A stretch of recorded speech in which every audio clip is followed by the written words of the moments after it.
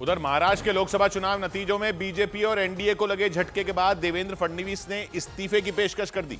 वो महाराष्ट्र सरकार में उप मुख्यमंत्री हैं और फडणवीस ने इसी पद को छोड़ने और राज्य में पार्टी की पकड़ मजबूत करने के लिए काम करने की बात कही। और देवेंद्र फडणवीस ने यह बयान मुंबई में महाराष्ट्र बीजेपी के नेताओं के साथ हुई बैठक के बाद दिया। उस बैठक में एक रोज पहले आए लोकसभा चुनाव के नतीजों पर मंथन किया गया और इसी के बाद फडणवीस ने महाराष्ट्र में बीजेपी के अच्छा प्रदर्शन न कर पाने की जिम्मेदारी ली और उप मुख्यमंत्री के पद से इस्तीफे की पेशकश कर दी। मी भारतीय जनता पक्षाच्या शीर्षस्थ नेतृत्वाला ही विनंती करणार आहे की त्यांनी मला सरकारमधनं मोकळं करावं। माना जा रहा है कि देवेंद्र फडणवीस ने इस्तीफे की पेशकश इसलिए की क्योंकि महाराष्ट्र में बीजेपी के साथ साथ एनडीए में शामिल शिवसेना के शिंदे गुट और अजीत पवार के नेतृत्व वाली एनसीपी को भी मुंह की खानी पड़ी।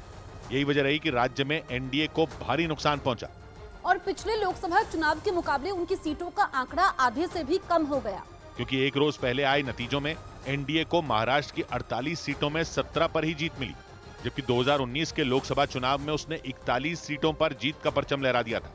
हालांकि तब शिवसेना दो फाड़ नहीं हुई थी और उसने बीजेपी की अगुवाई वाली एनडीए के साथ मिलकर चुनाव लड़ा था। लेकिन इस बार बीजेपी महाराष्ट्र में शिवसेना और एनसीपी में विद्रोह करने वाले शिंदे गुट और अजीत पवार गुट के साथ चुनावी मैदान में उतरी थी। हालांकि उन दोनों गुटों को उम्मीद के मुताबिक सीटें नहीं मिली।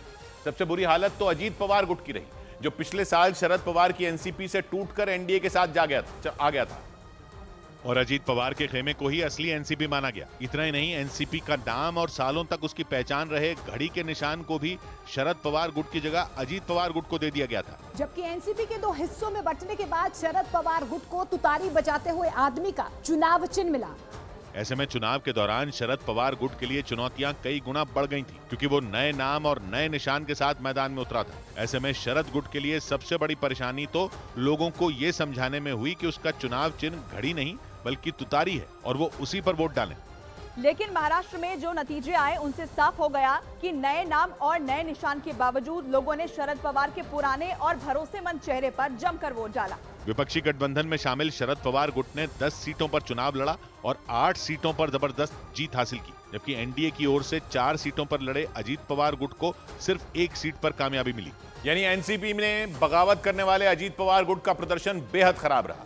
लेकिन अकेले उसके साथ ही ऐसा नहीं हुआ, बल्कि एनडीए में उसी के सहयोगी शिवसेना के शिंदे गुट के तमाम दावे भी धरे के धरे रह गए, क्योंकि उद्धव ठाकरे की अगुवाई वाली शिवसेना से टूटकर बना शिंदे गुट भले ही खुद को असली शिवसेना बता रहा हो, लेकिन लोकसभा के नतीजों ने उसके इस दावे की हवा निकाल दी। जून 2022 में एकनाथ शिंदे की बगावत के बाद शिवसेना के 2 टुकड़े हो गए थे। एक उद्धव गुट बना तो दूसरा शिंदे गुट। उद्धव गुट कांग्रेस और एनसीपी के साथ विपक्षी गठबंधन का हिस्सा बना रहा, जबकि शिंदे गुट ने एनडीए का दामन थाम लिया। शिवसेना में टूट के बाद उसका नाम और चुनाव चिन्ह तीर कमान शिंदे गुट को मिला था, जबकि उद्धव ठाकरे गुट को नया नाम शिवसेना उद्धव बालासाहेब ठाकरे दिया गया और तीर कमान छीनने के बाद उद्धव गुट मशाल के निशान पर चुनावी मैदान में उतरा। लेकिन नए नाम और नए निशान के बाद भी उद्धव गुट ने 9 सीटों पर जीत दर्ज की, जबकि शिंदे गुट को 7 सीटें मिली।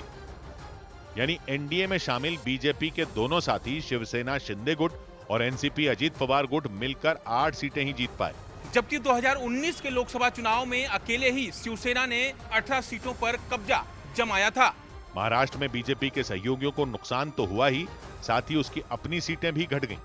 माना जा रहा है कि इसी वजह से देवेंद्र फडणवीस ने इस्तीफे की पेशकश कर दी। लेकिन देवेंद्र फडणवीस के ऐसा करते ही उनके समर्थक उनके आवास के बाहर जुटना शुरू हो गए। उन्होंने फडणवीस के फैसले पर ऐतराज जताया।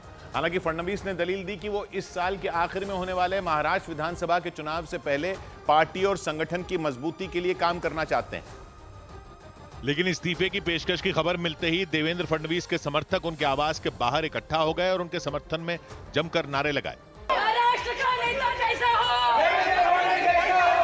फडणवीस के चाहने वालों ने उनसे इस्तीफे का फैसला वापस लेने की मांग की। इस बीच खबर आई कि महाराष्ट्र के मुख्यमंत्री एकनाथ शिंदे ने खुद देवेंद्र फडणवीस से फोन पर बात की और उनसे इस्तीफा नहीं देने के लिए कह दिया। जानकारी के मुताबिक शिंदे ने फोन पर फडणवीस से कहा कि लोकसभा चुनावों में खराब प्रदर्शन के लिए अकेले वो ही जिम्मेदार नहीं है, ऐसे में उन्हें इस्तीफा देने की कोई जरूरत नहीं। मुंबई में बीजेपी की बैठक के बाद देवेंद्र फडणवीस ने उप मुख्यमंत्री पद से इस्तीफे की पेशकश की।